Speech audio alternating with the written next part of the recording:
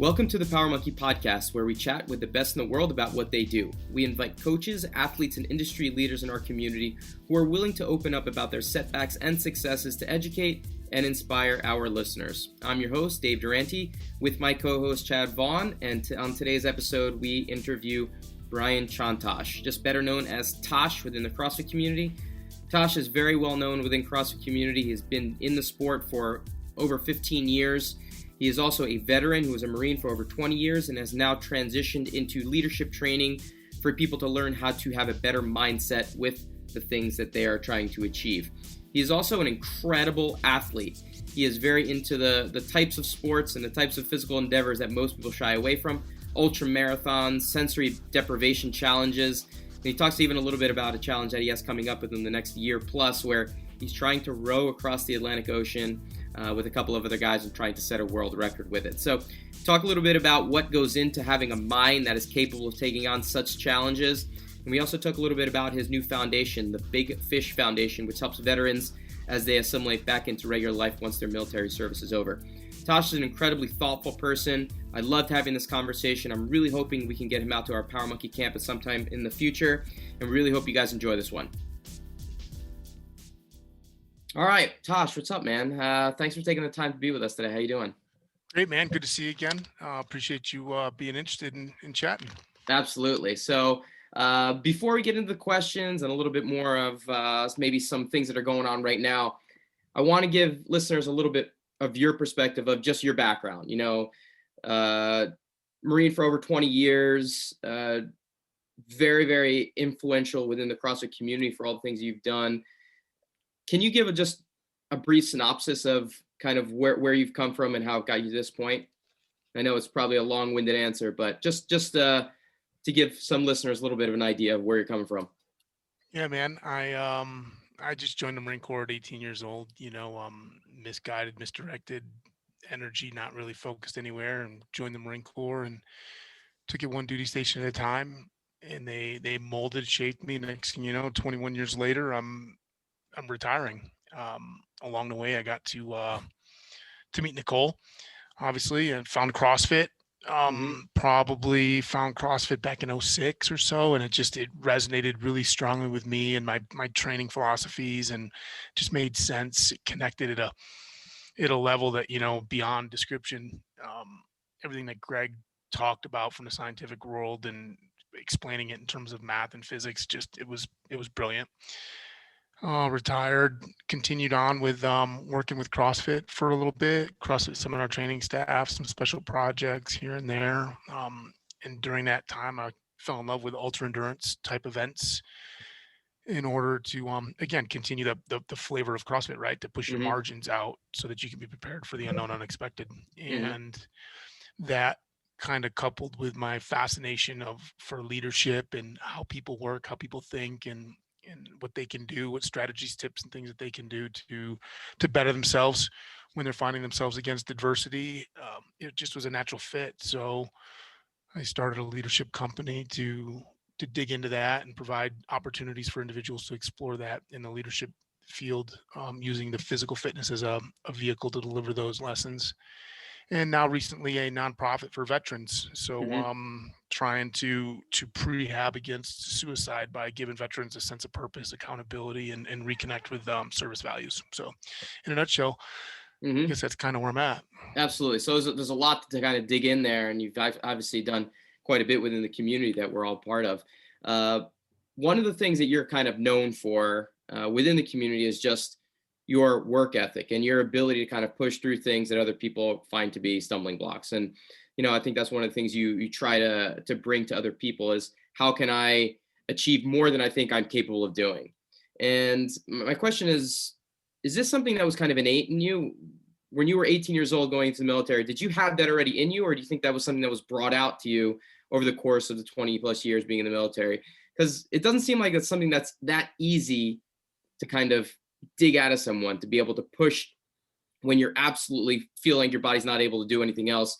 And you seem to be someone that thrives in that situation. Was that something that was natural for you? I don't know. It's funny because I've been asked that a few times and I've answered it fairly the same every time, where no, I don't think it was natural. I think I was acculturated into it through the Marine Corps. Shown that you're able to do more than you ever thought you could. Was given a construct and some paradigms to shoot and aim for, and to break free of self-imposing limitations. Right. Obviously, circumstances in the military, whether it's training or whatever combat or whatever it is, it pushes you, and ultimately it's survival, right? If you want to play the big extreme game, and you're constantly amazed at what you can do, having no other alternative other than to do it, right? So it was kind of formative. But pause there, and I've been starting to think about, well, what did I have though back when I was growing up to 18 years old or so, that maybe made me more predisposed to onboard the lessons from the Marine Corps, from CrossFit, or from training, or my experiences. And you know what, my parents would always joke, like, yeah, I just had this resistance against authority figures, right? Or authority or rules. And you can look at it, my behavior, my poor behavior probably, right? Growing up as an adolescent. But if you think about what that means, is a resistance to accept status quo, or accept the common, or to challenge. And so I think I did naturally have that desire to challenge. We can use the word authority, but like, hey, limitations or hmm expectations, or what other people think and their perceptions on what you're capable of doing. So I do think there was some seed there that set the conditions for me to sort of evolve and onboard a lot of the lessons learned. I was presented with the opportunity to learn from hmm through the Marine Corps, through ultra endurance events, and shape a mind, a really hmm strong mind. And a lot of people think a strong mind is being able to be resistant, and being able to, be sturdy and absolute or resolute, and that's a function of it. But a lot of what makes a strong mind is perspective. And I don't think there's a lot of conversation going on. Like, the most resilient people have an ability to see perspective, different facets, different ways of thinking. And that's what actually feeds them to make them stronger, because they don't fall into the traps as readily as somebody that goes into an irrational place or an emotional place, and they can problem solve, and they can critical think a little bit better. Yeah, I think that's a really good point. Having the ability to have some perspective. I think just over the course of this past year too, right? And when we've all been thrown into situations that we weren't expecting, and maybe turned our lives upside down in a lot of ways, and having some perspective in terms of how we can come out of it better, and how to take that challenge and look at it as not an obstacle that's insurmountable, but one that we can actually become better because of. I think that idea of perspective is absolutely critical. You talk a lot about, and I've heard you say this a few times, that hard people do hard shit, right? And it's Yeah. kind of like, it's absolutely true, and you're the embodiment of that idea. Now, when you talk about stuff like that, it really doesn't mean that you have to go and do an ultra marathon or run 100 miles. Or hard shit is different for every person, and I think you probably agree with that, right? You have to start out with something small to be able to kind of move on to that next step. Is that how you kind of envision that statement, and that kind of that quote there, in terms of how it can be applied to other people? Yeah, Dave, 100%. Just in the physical sense, right? You don't just wake up one morning and decide you're going to run a 250 miler. I mean, you hmm can, and you might be successful, and you're going to have to resource a lot of things. If the greatest distance you ever done up to that point was a 10K or a 15K, right? So I'm a big believer in small steps, baby steps, incremental change, because it allows you the opportunity and the feedback of successes, and so you can build momentum and move forward, right? Like, you don't just, yeah, you're the gymnastics community, right? Like, you don't just throw somebody on a set of rings and expect them to do an iron cross. There's a progression to get them to build up, the requisite Absolutely. strength and the balance and the coordination. And I think that's true in all of our lives. When I say hard men do hard shit, it can be as simple as, like, hey, I don't want to tell somebody, I don't want to give my good friend this piece of feedback because I don't want to hurt his feelings. And it's hmm like, you know what? That's hard to do, but you do it. And it sounds so simple or so trite, but that engagement that you have, and especially if it's coming from a really good place in your heart, right? Intent is everything. Context is important, and intent is everything. And doing things hard like that, right? Just, hey, for some people, it might be hard to find time to make their bed in the morning. And if it's on your mind is like, oh man, I don't want to do that, that's exactly what you should do. Or, oh, I don't feel like doing this. And it's like, okay, hey, cool. Like you don't feel like it, but you're capable of doing it. And let's Hmm. have the conversation of whether you should or you shouldn't do it, or if it's beneficial to you to do it or not.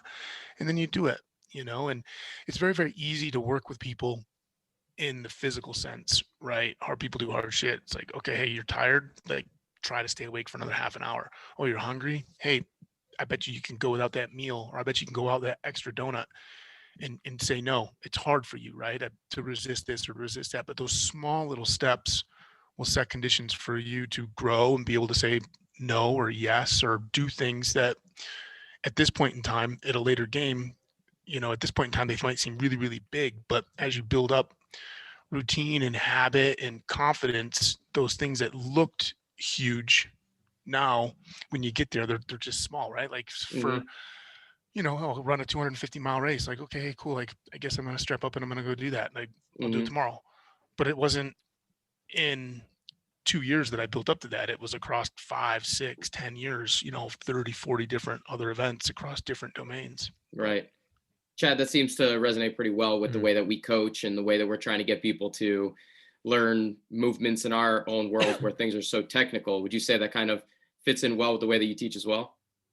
Yeah, no doubt about it. It's absolutely, one of the I'm just sitting here writing some stuff down, some stuff that I want to recap later that are characteristics of successful people that we feel are, and Tosh, that you are basically expressing here. But one of those is having an understanding, first an understanding, but also then an ability to apply step by step actions. And I know that like the back of my hand from being an elite athlete, because that's what it took. Every single day I had to take small steps to get through that day, to get through that workout. And those were just a part of a step that I was taking, throughout the phase of the program that I was on and everything else. But I forget those things in life, right? We all do. And I have to come back and remind myself of, or have to really learn how to do that just in general life, from being an athlete as well. But the the thing is that we as people, and I was just writing about this the other day, we are very much um, beings that see end results, and when we see those end results, when we watch whatever we're watching that entertains us, whether that be weightlifting. I don't really think many people are entertained by gymnastics, Dave. I'm not sure what you think, but I don't know we about that. we see something beautiful, we see this beautiful work of art, this end result, and we're just enjoying it, and we forget, or we don't even think about or even understand, like you said, Tosh, all those years that went into, preparing for that moment of putting this piece of art together, the basic steps that are being taken. And that's what we do with Power Monkey. We're always trying to take people back to the basics, basically, say, hey, perfect these, take these steps.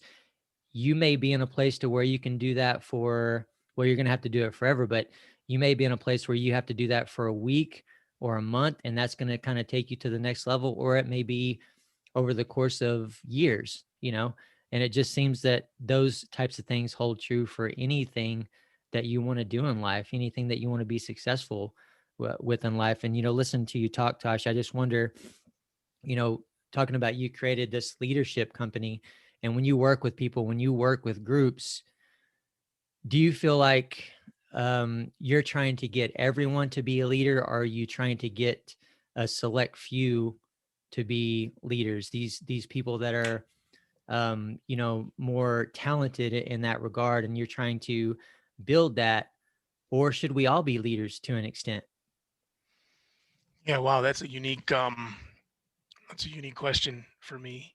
It's exciting actually. I don't think I set out to try to make anybody leaders. Excuse me. I'm not During my events, I'm not really focused. Even when I do leadership training, I'm not trying to make anybody a leader. Mm-hmm. And I think that might be what's different about me than a lot of other institutions or entities, right? Like I'm trying to get people to understand a few core concepts and also understand who they are so that they can leverage their strengths, their capabilities, their environment, their situations in order to express, to use the cliche phrase, like a better version of themselves, given an opportunity, right? And very, very often that comes in a leadership capacity, right? At some point in their life, whether it's, I like to use this phrase from Clint Bruce, it's lessons from the battlefield and the ball field, they directly translate to the boardroom and the breakfast table. And when you think about that, and it's like, yeah, consistency across all four of those environments, or spectacular places, if you can have consistency across all four and whittle everything down to some core competencies that are found across all four and develop those, you optimize rate of return on success, right? Successful endeavors, successful engagements, and it does apply to leadership. But what is leadership? I look at so many people that are in leadership positions, because they have people, right? They have an audience that they're supposed to be driving or helping or whatever, but yet they can't lead themselves out of a wet paper bag. And so what I really focus on is, if you can't lead yourself with consistency, with some discipline, with some eyes or a savvy towards some of these critical competencies, right, that are consistent, then you probably are being less effective as this leader that you think you are. You're just a leader in some sort of perfunctory role, right? So I don't try to develop leaders as much as I try to develop human beings. And I know that developing a human being, their propensity towards leadership will increase.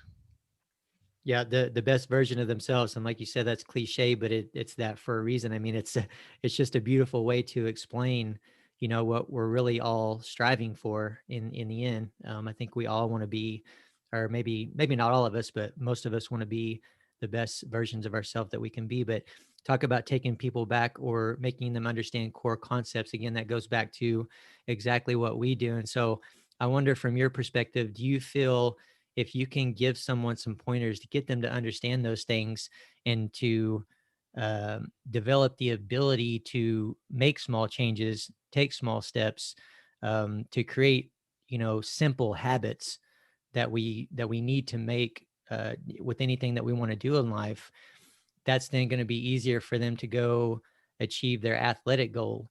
And then on the other side of that, if we as coaches can get these athletes to understand some core concepts and say, hey, you're going to have to do this mobility drill every day for a month. Can you get consistent with it? Can you make it a habit to help us make the changes that we want to make?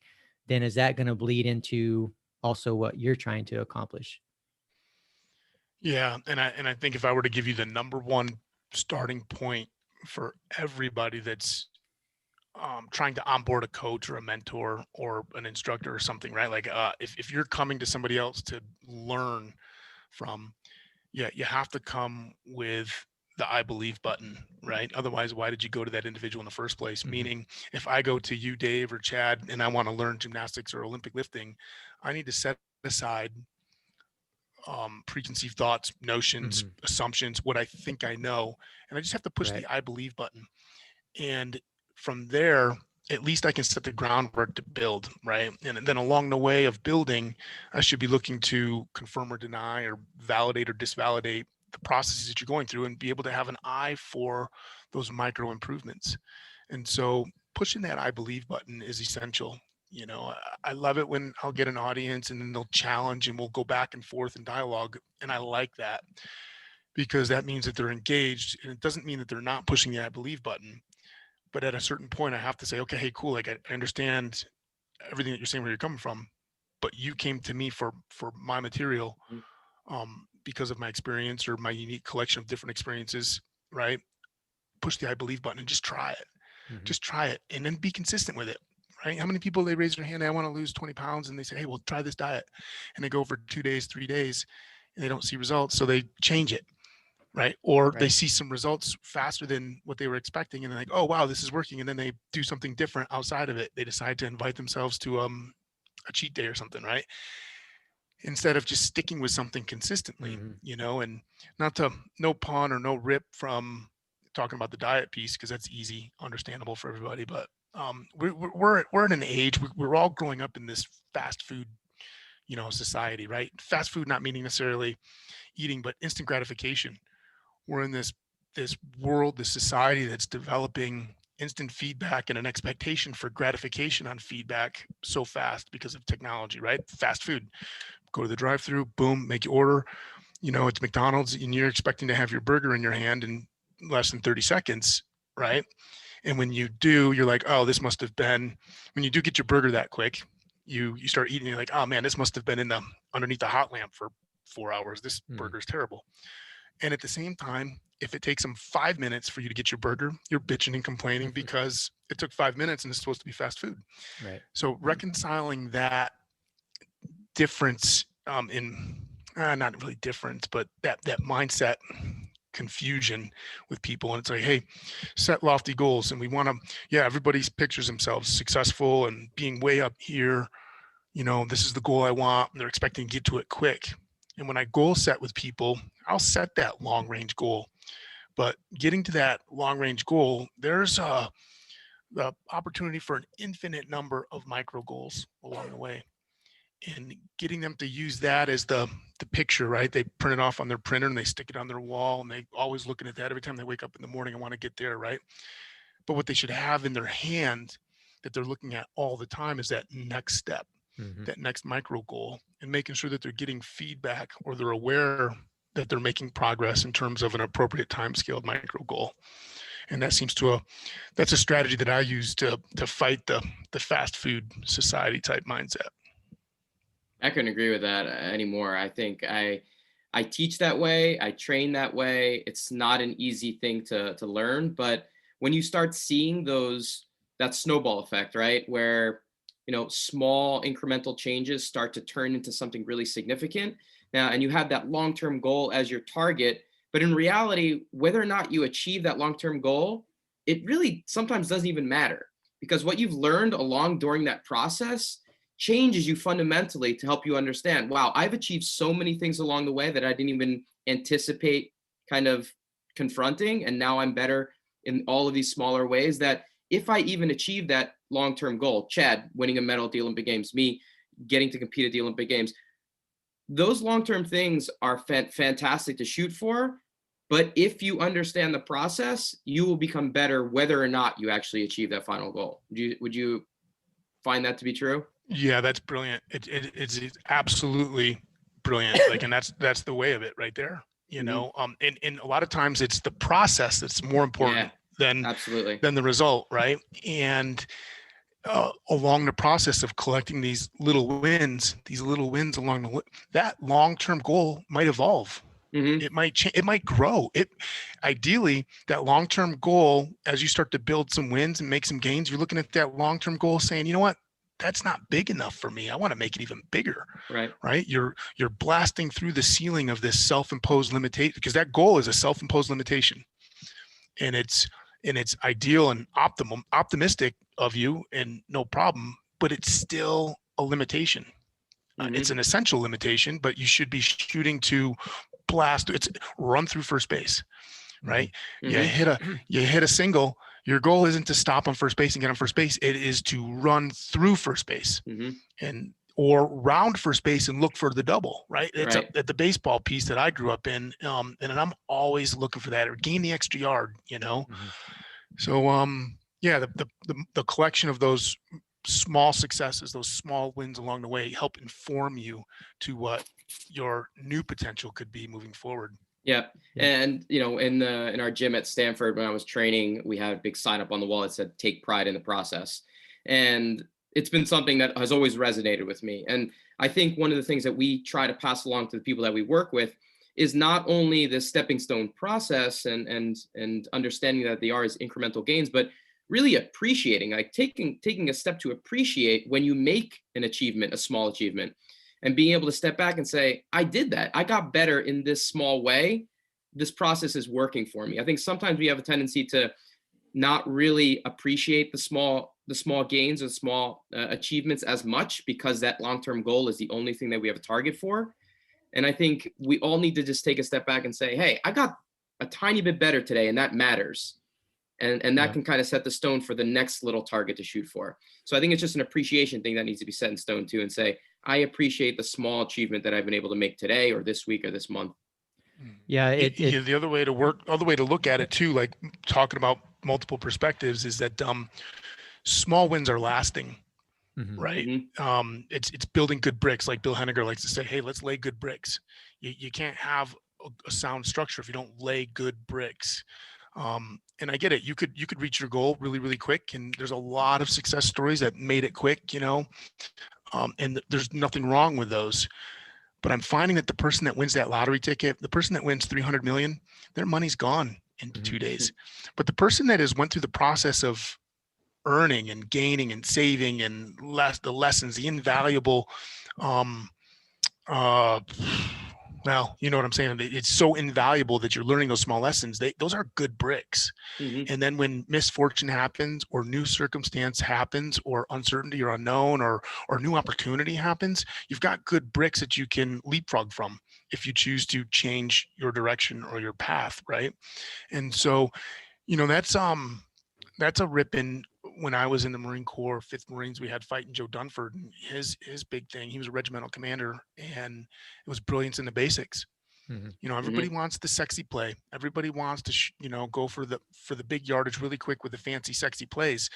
But the reality is those plays don't happen very often. The opportunities for those plays don't even present themselves very often.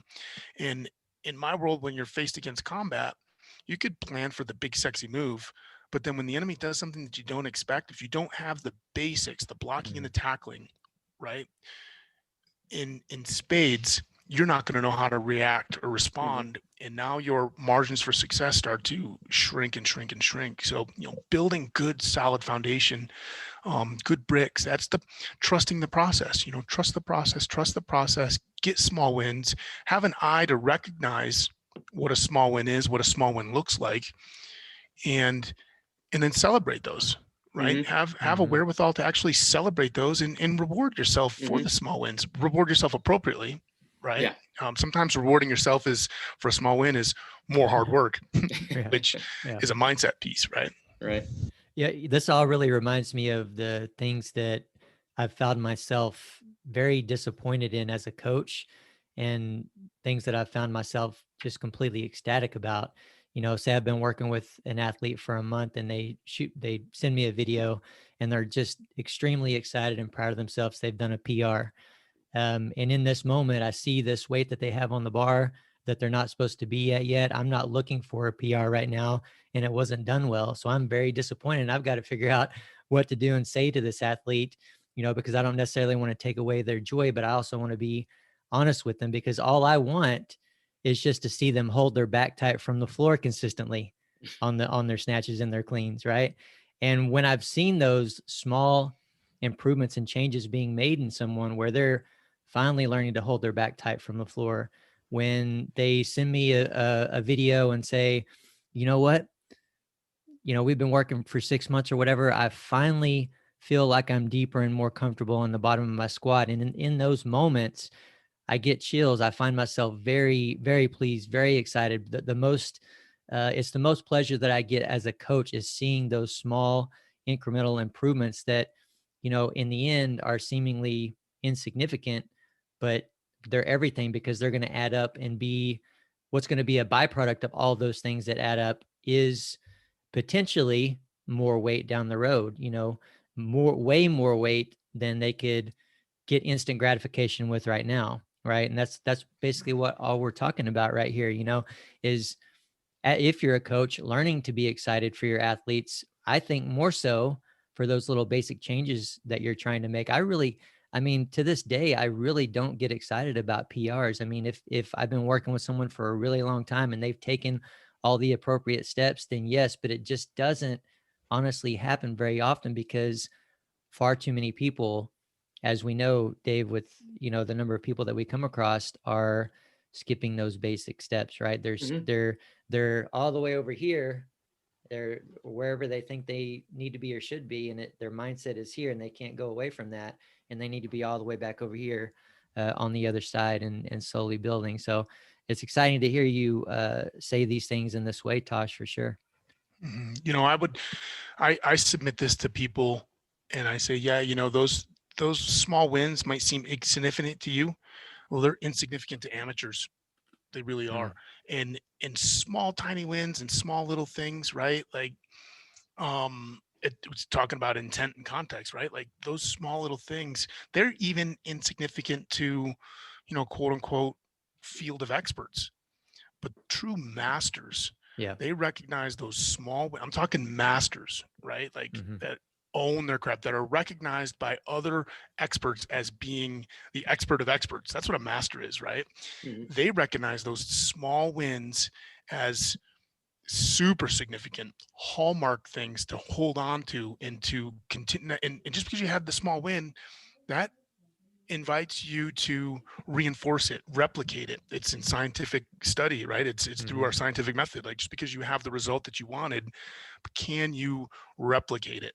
How many times can you replicate it? And that's where a master's mind thinks, right? You know, so anytime we're saying, oh, well, you know, I mean, I come to you to learn Olympic lifting, or I come to you to learn gymnastics moves because you are recognized as a master. So I need to, you know, again, trust the process, push the I believe button. And when you're celebrating or you're identifying an opportunity for improvement of a small win scenario, I need to recognize, hey, that is significant because this guy has an eye for that. And that's why he's a master. Yeah, I find myself telling my clients that all the time, like giving them the ability to say, appreciate what you just did there. You know, don't gloss over that small change, because sometimes, you know, they're looking ahead to be like, okay, how does that get me to the next step? But take a moment to really appreciate that small thing that actually will eventually turn into a big difference with that eventual skill. Now, we've been talking a lot about the individual and how the individual can better themselves and some of the steps that it takes. But I think one of the things that you mentioned quite a bit, and I think it resonates with us as well. It's actually one of the things that we talked about on our last podcast with Olympic endeavors and things like that, is the importance of a team and how people around you facilitate your ability to achieve this process and achieve that end goal. As a Marine, as someone that comes from, I know people might not think that gymnastics is a team sport because of the way that it's viewed as an individual sport. It's very much a team sport. Most gymnasts will tell you that it's more a team sport than it is an individual sport. Team to us matters tremendously. Being part of our team with Power Monkey and things like that, we do everything together because it allows us to grow together. I'm curious what your take is on the importance of team in terms of how it applies to an individual. Do you see a person being able to achieve their ultimate goal without a solid team around them or not? Yeah, I don't want to say you can't achieve tremendous and great things without a team. And there's a whole field of independent events and expeditions, adventures, and accomplishments that are sole, you know, enterprises, right? But I would also take a look at that though when we start to think of what team is. I might even challenge what I'm saying and saying, hey, the team includes the spouse at home that's setting conditions for the opportunity for that person to dedicate and train, or the coach or the nutritionist. There's so many other pieces of a team that, you know, we tend to think team as, you know, the football team, the basketball team, a collection of people that are on the pitch together and fighting against the foe together in execution. However, I would suggest that the greater part of the team are all of those perfunctory positions that are acting, you know, around the outside of the periphery that even set the conditions for you to be successful, right? You know, we're getting ready to do a row across the Atlantic Ocean with auspicious, you know, expectations of setting a world record. And we're realizing that me rowing the boat is the smallest piece of that pie. The four people that are in that shell together, all we want to be able to do is execute, train hard and execute.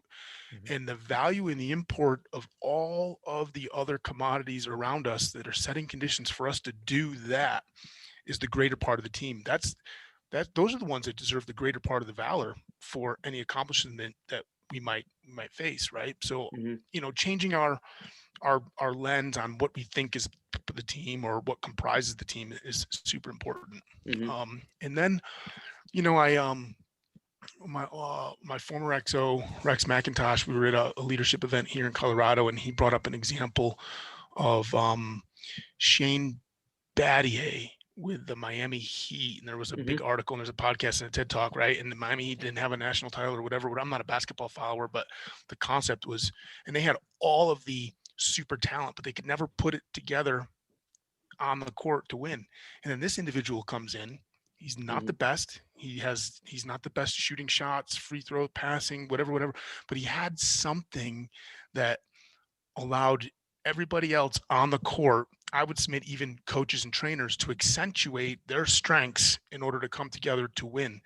And I think that's a really neat, I'm still digging into that a little bit.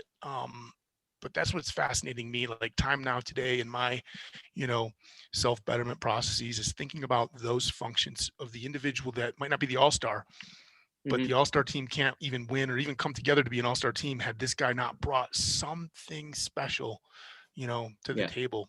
Work ethic, treating each other with common courtesy, decency, respect, self-discipline, whatever those things are. And I'm starting to sketch out that those people bring, communication, things that we might not necessarily value, because you don't see gold medals given to somebody that's a great communicator, or gold medals given to somebody that, they just decided to get up at 3 a.m. and do an extra workout, or hold themselves to a standard, or be a good human being, and so it's constantly reminding people to come back in and look at some of these other things that are as valuable as being able to, dribble and shoot and whatever, Sure. pass.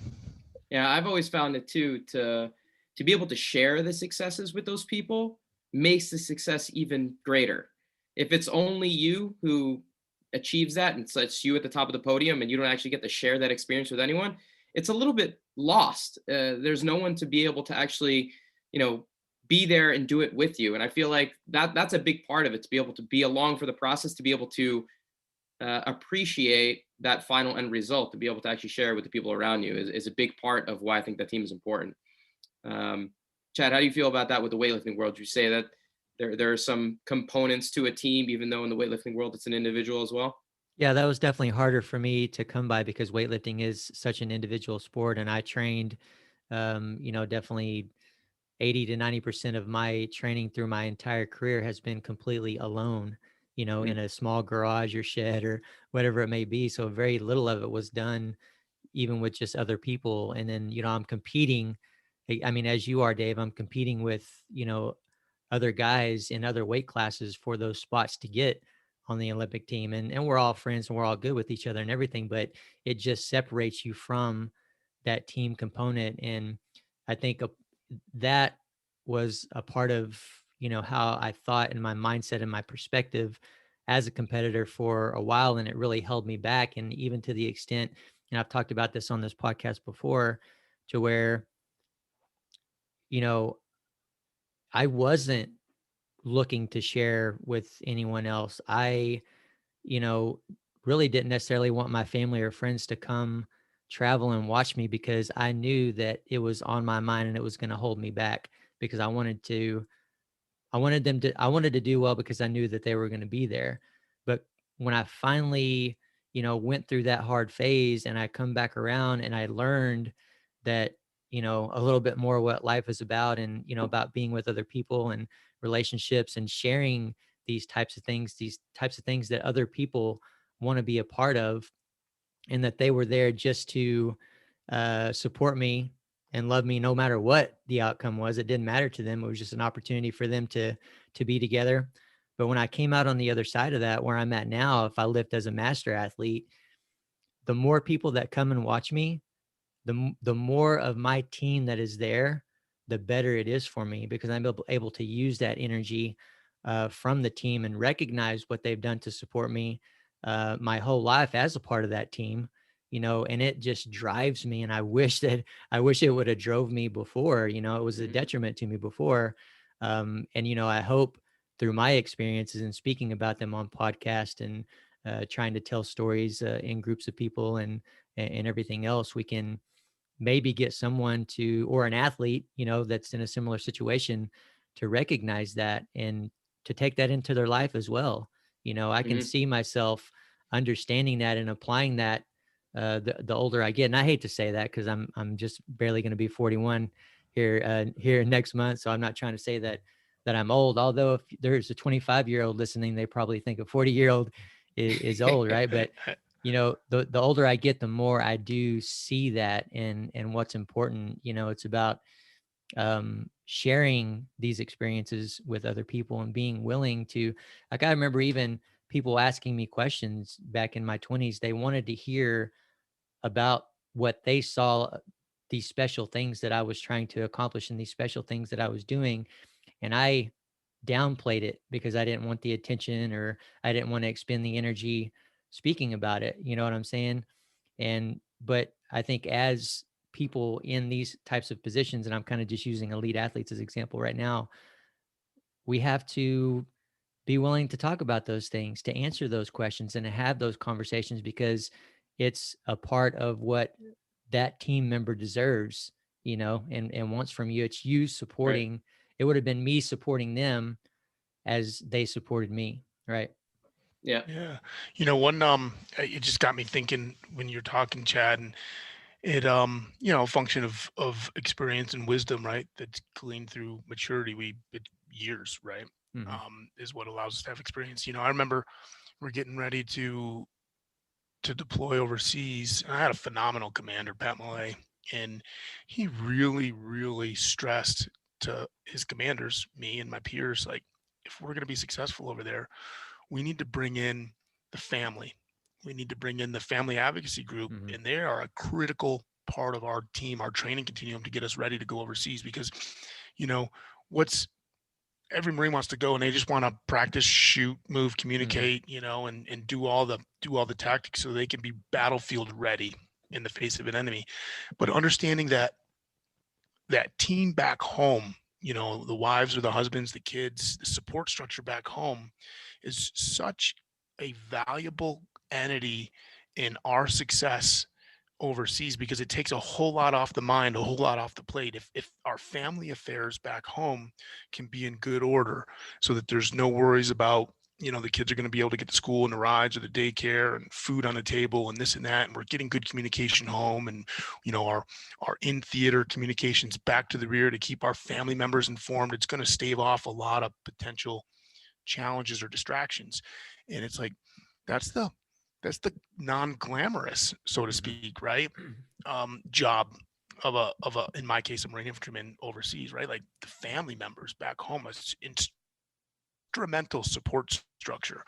And then my mind goes to like films. You pick your flavor. I don't know what you're into watching on movies or whatever, but like, I don't know if it's Oscars or Grammys or Emmys or whatever it is, but like #1 best film in the world of all time or something. It's not because of the best actor. It's he or she is a part of it. But when you look at the screen credits and it rolls on and on for 15 minutes of this and this, it takes a tremendous amount of people with effort and energy and common purpose and interest to make that whole film successful. So when you get up and you listen to them give their acceptance speech for being the best actor, best actress, those individuals that just try to list as many people as possible, they have that sense of humility of, it was their hard work, their talent that got them there, but they would never have gotten the opportunity to showcase that if it weren't for all these other people.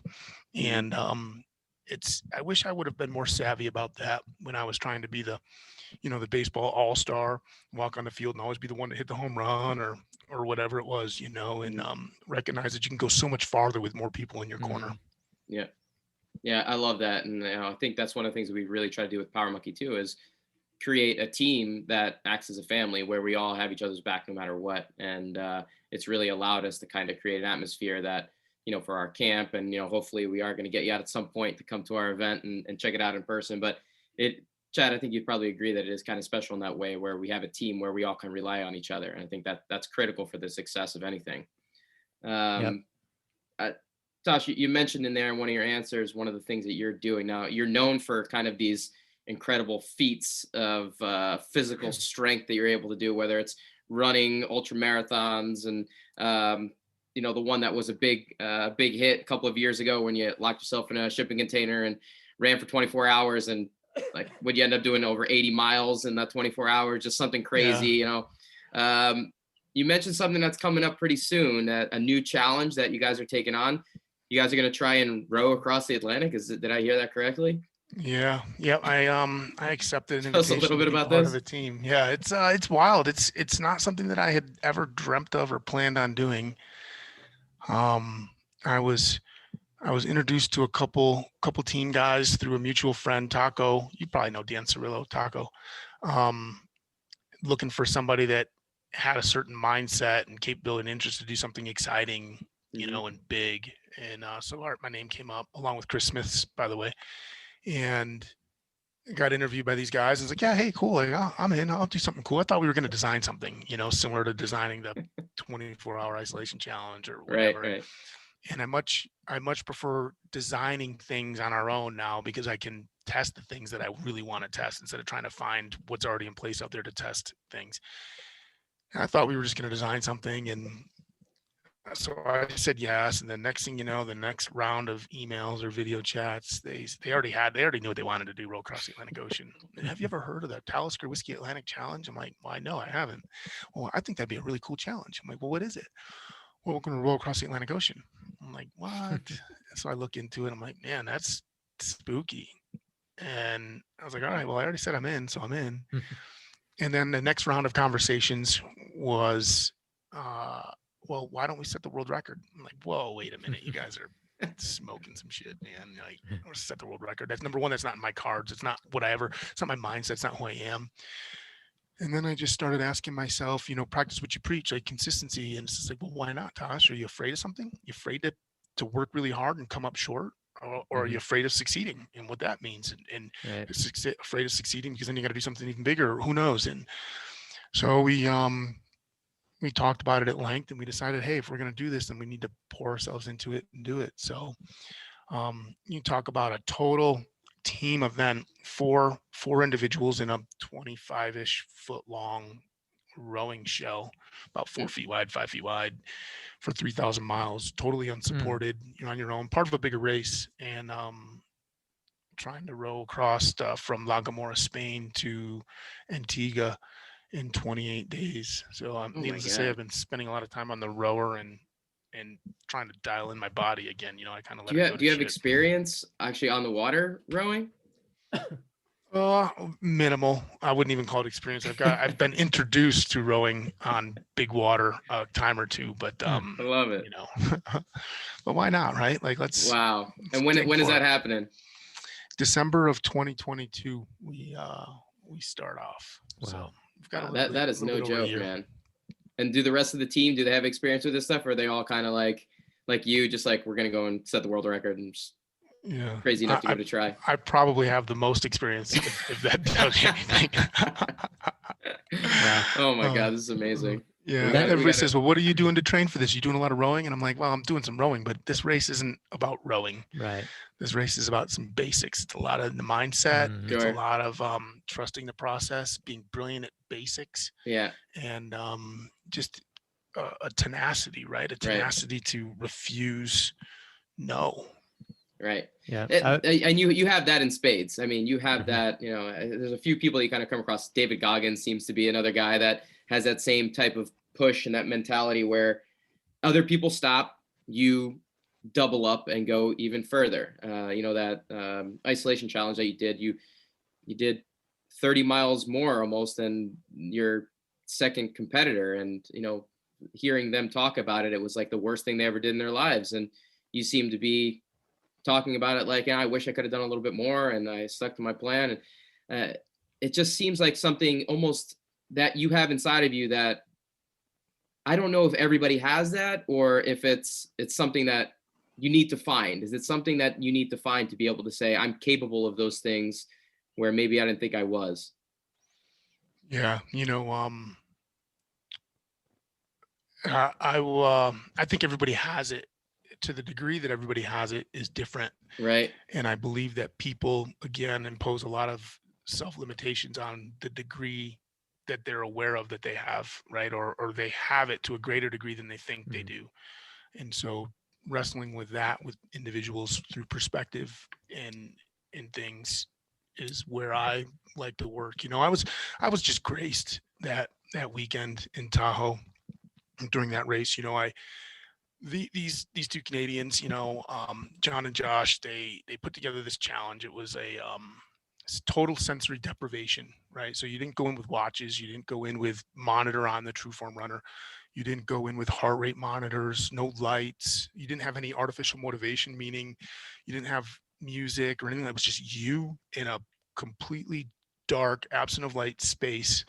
The only thing that we brought in there was some ventilation, and then anything that you wanted to bring in to support your effort. And the goal was to run as long and as far as you possibly could.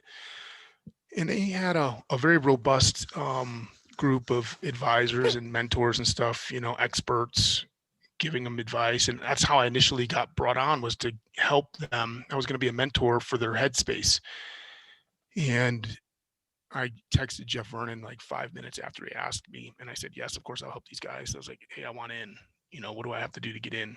And you asked to join? Mm-hmm. Yeah.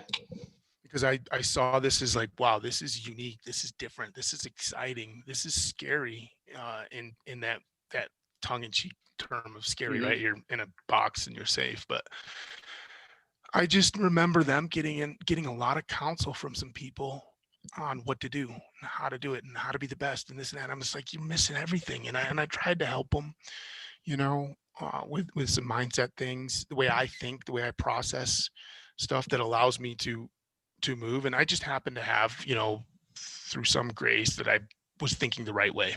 And I had packaged up some pattern recognition from many different experiences and pulled those slices out to repackage them up to be my solution for this application. And, you know, for example, if your goal is to run as far as you possibly can, why are you bringing a sleeping bag into the box? Well, in case it gets cold or in case I get tired. I'm like, okay, cool. Like, you're going to get cold and you're going to get tired. And if you do bring a sleeping bag, guess what you are going to do? Because I understand people, and I understand people when they're in their worst shape and they're and stressed, you're going to use the sleeping bag. And if you're using the sleeping bag, your temptation to get out of the sleeping bag is going to be a point of resistance, a point of friction for you. Maybe you're successful, but it's going to require energy. The fact that the sleeping bag is in there is going to be a magnet to draw you when you're getting weak, and you're not going to be running because the goal is to run. So guess what? You don't bring in the Conex box. You don't bring a sleeping bag, you know, and when you're doing your preparation and you're planning things out, you don't lay things out as if you have light, because you're not going to have light. So you need to lay things out and do things understanding that. Or if you're trying to figure out ways to make meaning of your environment, when the actual design of the environment is to take away all possible means for you to make meaning of it, it's an exercise in futility, right? If you're trying to design like, okay, so when you're running and I want to do this and I want to be at this heart rate, or I want to be this, I want to do that, and well, you can't do it because you can't measure time accurately in order to measure your heartbeat. You don't know that everything that we did to design the thing was to defeat you from making sense of your environment. So why are your strategies all revolved around trying to make sense of the environment? It's a disconnect. It's an inconsistency, an incongruence. And so, you know, that's just something that I'm very lucky, fortunate to have developed a way of thinking that way, to look for the inconsistencies and incongruencies in order to optimize performance or mitigate opportunities for me to let myself down. Because really that's how I look at it, right? You set out with the greatest of ambitions to accomplish something, and you have to understand that there's going to be so many slippery ways that the world and your mind's mind try to tempt you to let yourself down. And what you need to do is prepare yourself, prepare your defenses against that. Yeah, you're definitely a great example of what you're trying to get across to the people that you work with. And you know, we talk a lot, we've talked some on this podcast, and I've talked a lot just in general tell people all the time, athletes that I come across all the time, that I am a much better athlete from being a coach in so many ways, so many ways. And it makes me wish that I would have been coaching a lot sooner. Like when I was 20, I wish I'd have started coaching, because I think I would have lifted more weight and accomplished even greater things. And now at this point, I'm a better competitor. I'm a better technician at the age of almost 41 than I've ever been. Now, I'm not as strong as I was, but because I've been a coach for over 10 years now. But the biggest part that I've benefited from being a coach, in that, going into being an athlete and encouraging me and motivating me to do more things, is wanting to be that person that practices what they preach.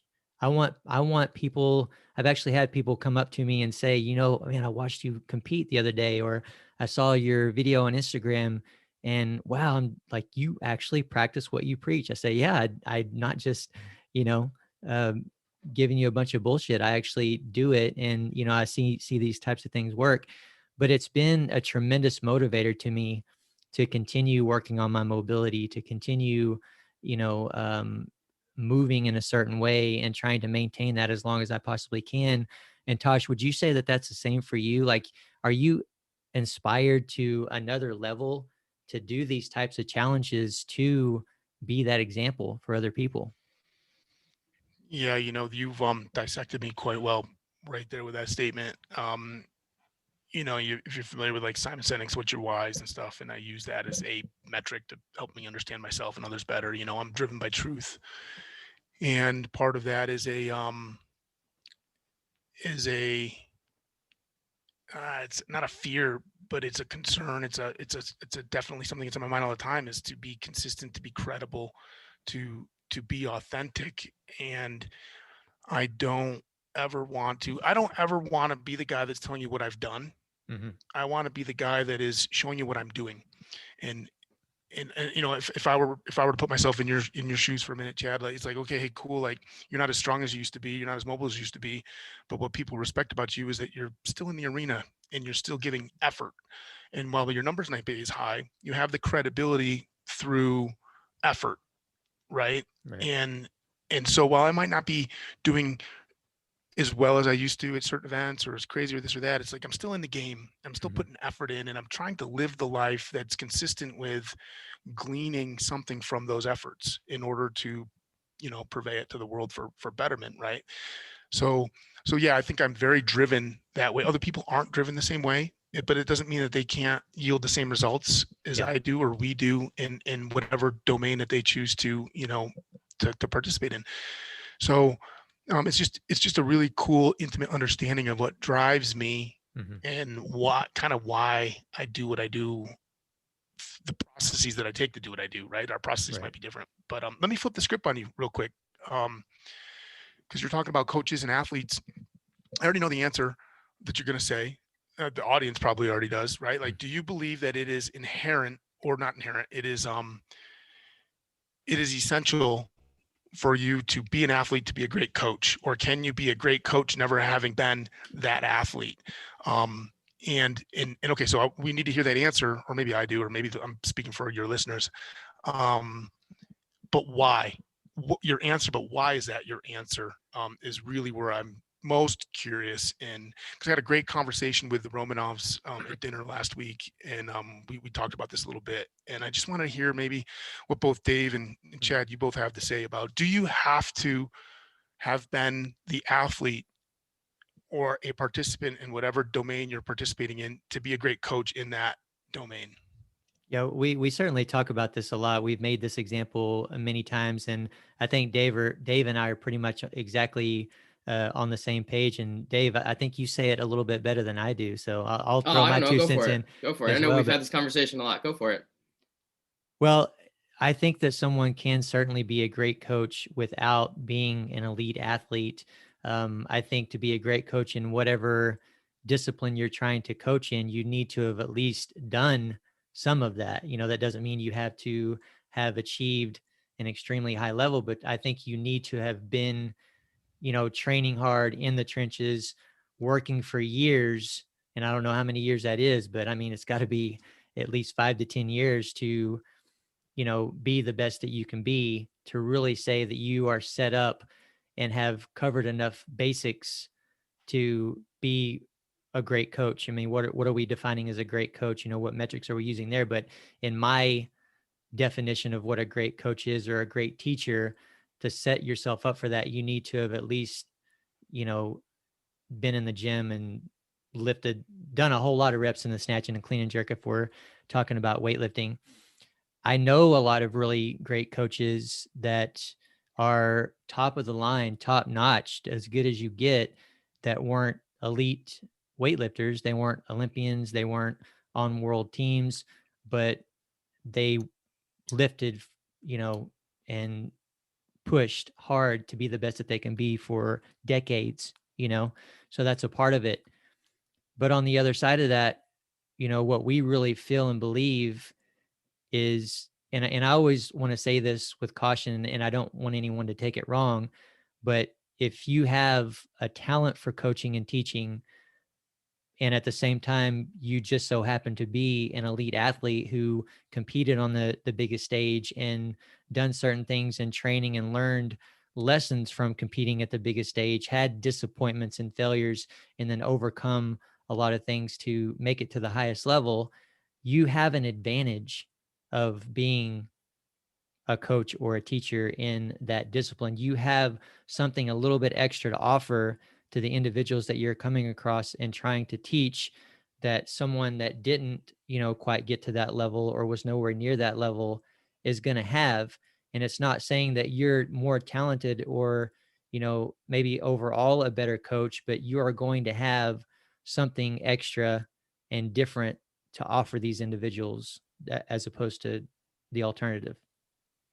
Yeah, and I would put into your mouth, then it's the having been in the shoes offers you the unique perspective of being able to empathize. Right. And from that empathy, then you can use that as a position to really understand things that would only be able to be inferred or assumed, right? And there's great power there. And it's curious, because I go back and forth thinking about it all the time, because I also argue that no, it's a nice to have, but it's not a need to have or an essential, right? Right. Right. And so then if it's not an essential or a need to have, then what are the things that person that is the outlier, what is it extra that they're bringing to the table that allows them to just still be incredibly successful at that domain, even though they have not worn those shoes? And that's the conversation that excites me, because if we can identify what those things are, right, then we can make sure that just because we have been in the shoes, that we're looking to gain capability in those areas, those spheres, right? Empathy being that one vertical that you would have that anybody else could not fill had they not been in the shoes, but that's only one, right? And when talking with Savrin, and understand, okay, coaching, like, hey, if I'm a great basketball coach, I've got a lot of things that would potentially make me a great swimming coach, right? Just because I've been in the field of coaching, it's a loose abstract right now, just for conversation. I'm kind of highlighting the difference there. But he was using the example of, like, hey, if I always am growing up through my own ranks, like if I'm a high jumper and then I'm going to be a high jump coach, I'm always going to be subject to my own self-bias, through my own experiences, everything. And in order to have change, radical change, or innovation into something, and really connect on a different level, it's got to come from an outside source. And whether it's somebody that's coaching hurdles can bring something magnificent to high jumpers, or whether it's somebody that's a basketball coach can bring something magnificent to a swimming coach, or somebody that was a tremendous leader on the battlefield can bring tremendous import to somebody that's struggling with leadership, at home with their family structure. And so I'm always looking to figure out what that flavor is that those outliers can bring to the table, because there are many examples of phenomenal coaches at high level performing, applications that never really were, other than maybe an intramural athlete at that application, right? Like there's plenty of examples out there. And so I was just curious to trying to, the people that I have the luxury of coming into contact with, like yourselves, just to pick their brain on what it is that those Mhm. people could possibly have, because I'm looking to make sure that I want to invite them into my own life as well, Right. to be even better than I possibly can. Yeah, let me Yeah. let me add to that real quick, because on the other side of that, I've heard a lot of coaches say or feel like they have an advantage as a coach and they're a better coach and teacher because they didn't reach it to the highest level, yet they were in the gym for 20, 30, 40 years trying to be the best that they can be. But because they didn't have a certain level of talent, they feel they had to work harder to get to where they were. They feel they had to learn more lessons and play more tricks. And so they have a bigger toolbox and a higher level of empathy because they didn't reach that level. And I do, and they have, I think a higher level. I can see some of them having a higher level of motivation and drive to be a good coach to compensate for the lacking the goals that they didn't quite reach, right? And I get that, and I feel that too from the failures that I've had, even on the elite side. There, I'm more motivated to write a book and to be a teacher in the community because I didn't do as well as I wanted to in the Olympics and all that stuff. So there's that other side of the coin as well. And I agree, Tosh, it's very interesting to really, if we could even just write down a few lists here of characteristics that we see from coaches and teachers in the community that were elite athletes, from coaches and teachers in the community that were intermediate level, that from coaches and teachers in the community that are good, that have done very little of the discipline that they're actually teaching. And what can we extract from that? What can we see that they have in common, and how can we all use that to be better? Yeah, I think you're exactly right, Chad, and I think both of us fall into that same category of what you just mentioned, of not having supreme talent. And I think that lack of talent allowed us to become better coaches because we had to figure things out Right. and we had to analyze things. And I remember being in the gym with guys that were supremely talented, and we asked them, like, how did you do that? How did you learn that skill? How did you do that quickly? How did you learn a skill that took me 5 years? How did you learn it in 2 turns? And a lot of times I don't know. I just Yeah. did it. Yeah. And it's just innate in them. And they're not able to convey that process. For me, that took 5 years to learn a particular skill. I had to go through 50 different progressions. And I know this progression because it led me to the next one. And I'm able to convey that a little bit more. So sometimes it is about being someone that needed to take those steps, not so much that you achieve that top level, but whether or not you struggled along the way to be able to really analyze what worked and what didn't. And that's something you can convey to the next person. I will say that, and this is probably well known, but being an elite athlete absolutely does not make you a good coach. And I would say that most elite athletes do not become good coaches Right. because they are inherently built with things that they don't have to analyze. But I will also say that I had coaches who were not elite athletes that were phenomenal. And I had coaches who were world champions who had that extra little piece that allowed me to feel like I could succeed in the situations when the pressure was on. And I think, Tosh, you're talking about, like, what is that thing? For me, it was asking questions and getting perspective when all was on the line. And they had that perspective. Yep. The coaches who I had that were great technicians and great conveyors of that technique didn't have that perspective of saying, okay, and that's maybe a battlefield type of, commander type of a setting. If someone's there being able to say, in this setting, we need to have this kind of a mindset, or this is what worked for me. That's something that I think that elite athlete turned coach has that the other person doesn't. And for me, that was so critical to be able to say, like, I'm in this situation with 1 billion people watching on TV. I'm in a situation with 20,000 people in the stands.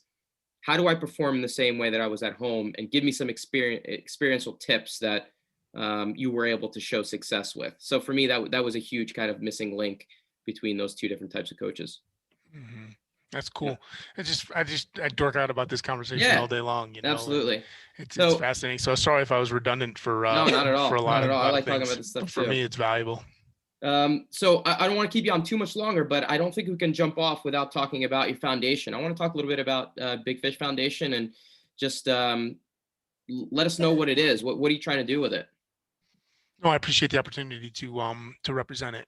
I struggled, and I didn't want to acknowledge that I struggled. Only now I can recognize that I was struggling when other people were asking me if I was struggling, even though I told him I wasn't, right? I was putting up this big veil. And what do I mean? Struggling when, transitioning, whether that transition started right before I got out of the military or started shortly after, but it went on for a period of years. Struggled with making meaning of things that I was called on to do or did during my time in service, and struggling with trying to fit in and make sense of a new world around me that I wasn't brought up through the ranks with, right? You've lived 21 years of a certain format and structure, and now you've got this new format and structure, and things are a little confusing. And, the combination of those two things, I was struggling, right? And then finally I had a moment, and it wasn't some catastrophic moment, right? Like, there's a stereotype that of veterans that they're all needy, struggling, broken, something, right? Like a gross overgeneralization of the stereotype, and that they're going to have a catastrophic event, what that looks like, and I'm calling it suicide as a catastrophic event that we're fighting against. But it also includes, domestic violence and things like that are just really destructive.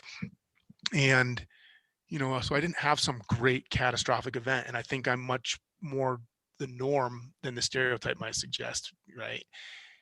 And I grew through that after finally just talking to people and starting to make sense of things inside, being able to share, and I feel like I'm the healthiest, wisest I've been my whole life,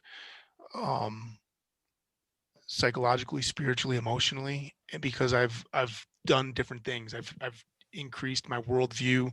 I've changed my worldview. I've lifted,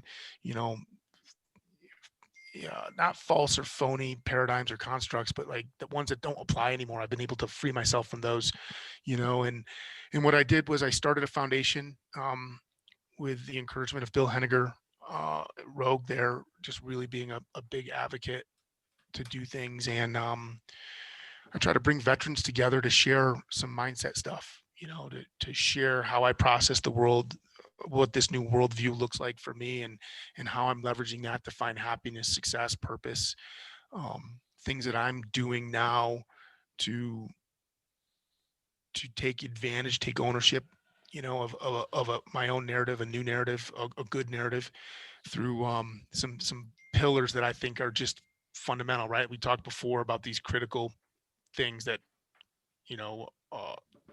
that consist across many domains. And it's like, hey, some sort of accountability, some sort of sense of service, and a little bit of personal respect that we can really touch on the physical space, right? So like physical fitness and our health, it doesn't have to be at an extreme level, but inviting those three things back into my life has made my days brighter.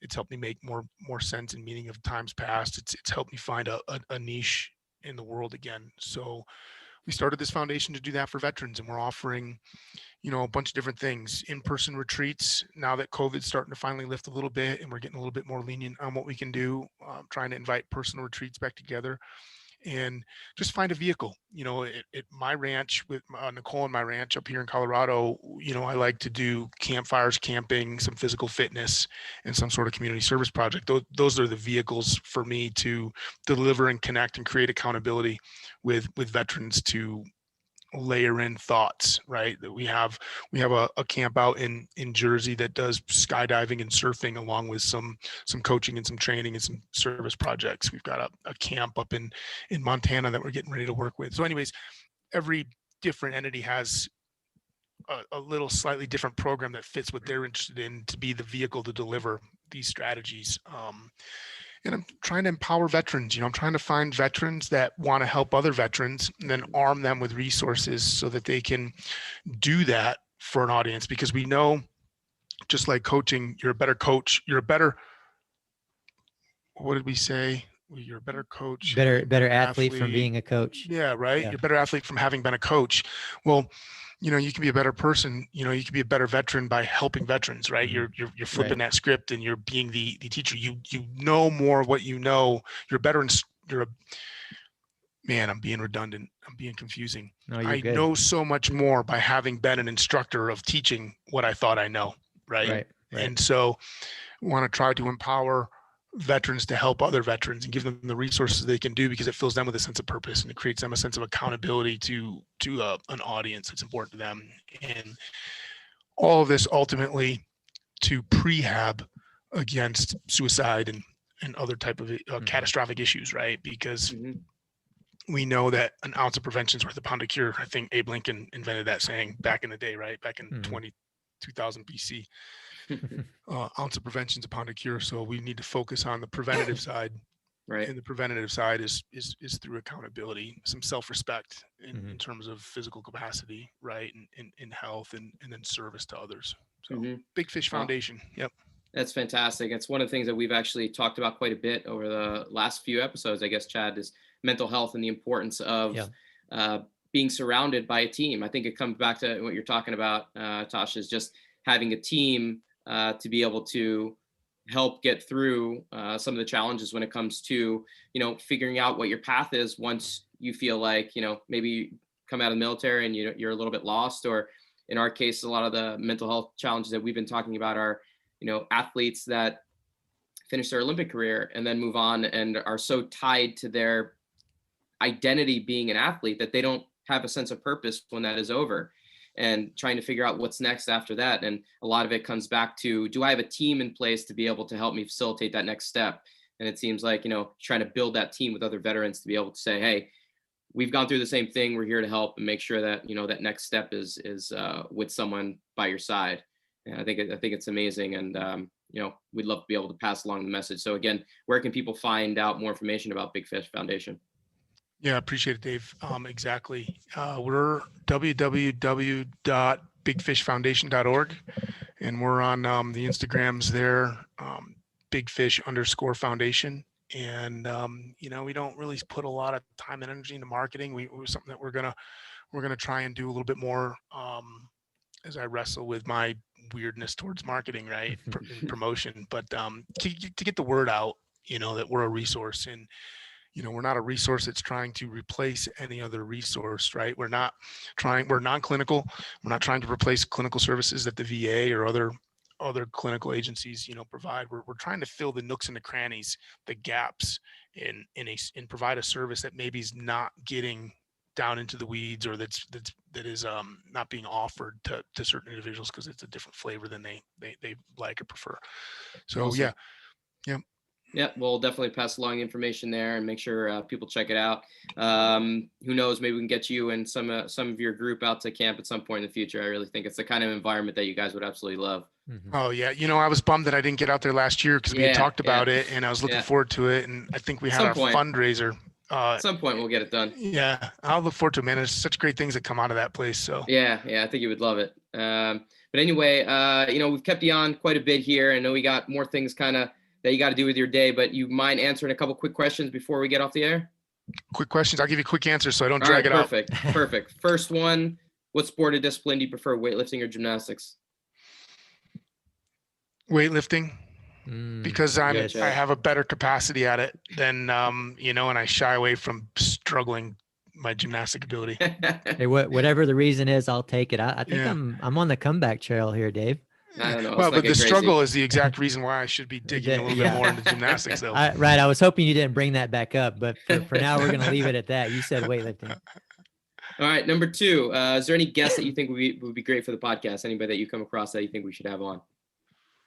Man, I don't know if you've had James Hobart on. I've worked with James. I've gotten to know James over the last few years in a much deeper and intimate. And I think he's got a lot of fascinating things going on upstairs in his head, especially as he matures through being an elite athlete into what an identity is to be somebody else different. And he's fascinated with the leadership and human development side. So I think he'd be a phenomenal guest for you. We could do a part 2 with James. I think we've had him on before. Yeah, we had him on. Yep. He's the best. He's great. He's amazing. He's everything you just said. So maybe we have to do part 2 with him. Yeah. Although I hate to give him a bigger head or anything like that, but it's well deserved on his part for sure. I think I met James back when I first came into the CrossFit community, like in 2010. They brought me out to be a coach at the Again Faster Summit, and I was a brand new coach. Lucky that they brought me out there, but I ran into him and Pat Barber and a lot of the other old school CrossFitters, and I was just unbelievably amazed at what they were able to do. I mean, just with their bodies physically and the capacity that they have. And I'm over here sitting down, resting 5 minutes between each one snatch rep. You know what I'm saying? And they're over there doing everything. So it was awesome. It was really cool to get to know him so early. But I could talk about James. Getting Nicole Carroll on. I might know somebody that could help you leverage it. Can you facilitate that? Man, don't get me in trouble. She's not home. That's why I can throw her name out there right now. we're putting on the calendar now. Yeah. There it is. That's a done deal. It's a done deal. Any books that you've come across here recently, Tosh, that you would recommend to the listeners? Oh yeah, man. That's a question I get all the time. It's funny. I just picked up this new book, Jordan Peterson's brand new one, Beyond Order. I'm going to dig back into his 12 rules before I open this one. He had a guy on his podcast talking about infectious ideas, the parasitic mind, how infectious ideas, something. His name's Gadsaad, Gadsaad. I'm just bought his book. I'm going to dig into that. I've recently just went through The Coddling of the American Mind, which gives a lot of brain fodder for understanding, what the dynamics of the college life, college campus, and that generation of young adults that are getting ready to move to be movers and shakers in our country. So I thought that was a great book.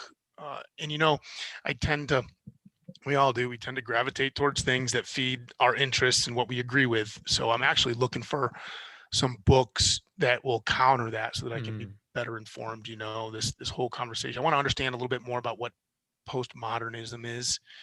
And so that's something that I want to try to research and find a good book or resource that can help educate me on exactly what it is, right? Since I find that a lot of my worldview and beliefs are in opposition of that. So what better way to understand both? So there's a few for us. Yeah, just that really adds to your toolkit, and hopefully you continue to find that what you're teaching and what you're thinking is the best, right? That's what we all believe we're doing. But I've definitely come across some stuff that made me think and change my perspective a little bit, and ultimately ended up to where I am now. So I really love that perspective, and certainly those are books that we'll just add to the list, right, Dave? Yeah. Yep, long list we got now. Longer and longer. There you go. Well, Tosh, man, it's been a great conversation with you. You said that you're nerding out on that stuff, man. Dave and I could have talked about that for another at least 2 hours minimum, just going back and forth with that stuff. We absolutely love it. And, we're thankful that you came on with us here today, and hopefully we can get you back on at some point or see you at Power Monkey Camp. And in the meantime, any parting words for the listeners? Oh man, I think I don't think any parting words, to send somebody off would dilute the message you already communicated. And I think we covered quite a bit of things. So there's no sense in adding another item to the bag. So knowing when to say when. Those are great parting words right there. We'll absolutely take it. So listeners, take that in. And as always, guys, be sure to head over to powermonkeyfitness.com for services and upcoming events. Also check out our Instagram pages for regular teaching and technical content at Power Monkey Fitness, at Dave Durante, and at Ollie Chad. And on behalf of Power Monkey Fitness, we're your host. I'm Chad Vaughn with Dave Durante. And until next time, guys, thank you all for listening.